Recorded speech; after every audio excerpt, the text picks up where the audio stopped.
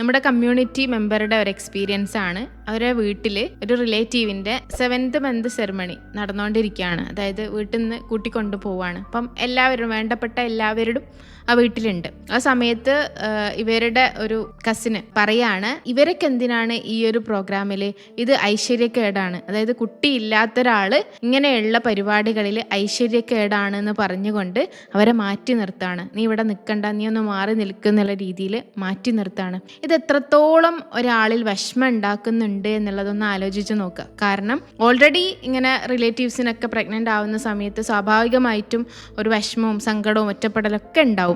അതിൻ്റെ കൂട്ടത്തിലാണ് കരുതിക്കൂട്ടിയുള്ള ഇത്തരത്തിലുള്ള ഒറ്റപ്പെടുത്തലുകൾ. അപ്പം അത് കംപ്ലീറ്റ് ആയിട്ട് അവരുടെ മനസ്സിനെ തകർത്ത് കളയുന്നതാണ്.